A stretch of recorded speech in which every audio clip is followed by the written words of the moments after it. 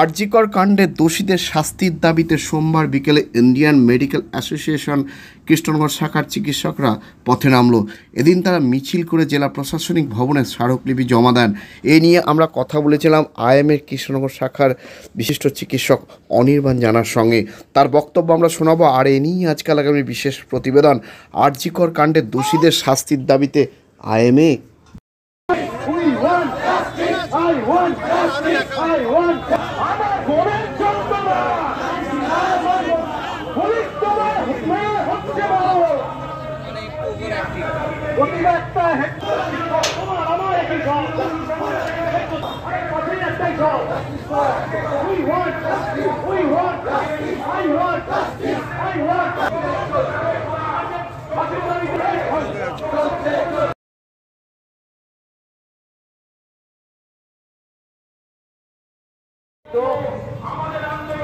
তাদের শনাক্তকরণ কারো দিনে কাজ করতে হয়, কাউকে রাতে কাজ করতে হয়।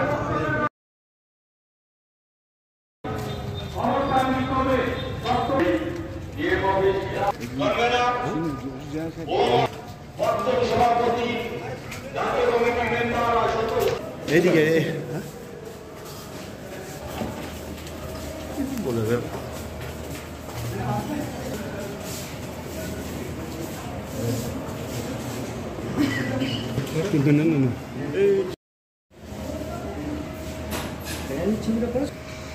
ডেপুটেশনটা দিতে এলাম সেই একই দাবি, যে দাবিতে প্রায় সারা পৃথিবী এখন সোচ্চার হয়ে রয়েছে। অভয়ার জন্যে যে মেয়েটি, যে ডাক্তার মেয়েটি ধর্ষিতা এবং খুন হয়েছিলেন, সেই মেয়েটির জন্যে আমরা ডে 1 থেকে পথে নামছি তার বিচার চেয়ে।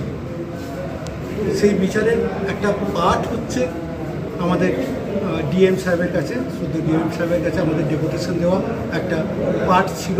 সেই পার্টটা আজকে আমরা পোস্ট অফিস মোড় থেকে হেঁটে এসে আমরা এখানে জমাটা দিলাম। সর্বস্তরের মহিলাদের সুরক্ষা এবং ডাক্তারদের কর্মক্ষেত্রে সুরক্ষা, এই তিনটে দাবি আমাদের মূলত দাবি আছে। বাকি সব দাবিগুলো যেগুলো পূর্ণাঙ্গ বিচার, সেগুলো তো পূর্ণাঙ্গ তদন্ত এবং বিচার, সে দাবি তো শুধু মানে আমাদের কৃষ্ণনগর আইএমএর নয়, এখন বোধহয় সারা পৃথিবীরই এই দাবিটা হয়ে গেছে। ডাক্তাররা কর্তব্য, মহান প্রফেশনের সঙ্গে যুক্ত কর্তব্য পালন করে, কিন্তু তারা কর্মবিরতির মধ্যে যারা ট্রিটমেন্ট আসছে হাসপাতালের প্রত্যন্ত এলাকা থেকে, সেই কর্মবিরতি তারা পালন করায় তাদের দায়িত্ববোধ বা কর্তব্যের জায়গা থেকে সরে যাচ্ছে। এটাকে কীভাবে একদম পরিষ্কারভাবে বলে রাখি, কৃষ্ণনগর আইএমএর সদস্যরা, কৃষ্ণনগর আইএমএ এইভাবে একদিন আমাদের বন্ধ ডাকা হয়েছিল, কিন্তু তার বাইরে সমস্ত ডাক্তাররা, সে প্রাইভেট এবং হসপিটাল, সব জায়গায় সব রকম পরিষেবা চালু আছে। এইটা একটা ভুল ধারণা, এটা একটা ভুল ধারণা এবং লোকের মধ্যে বোধহয় একটুখানি পরিকল্পিতভাবে ছড়িয়ে দেওয়া হচ্ছে।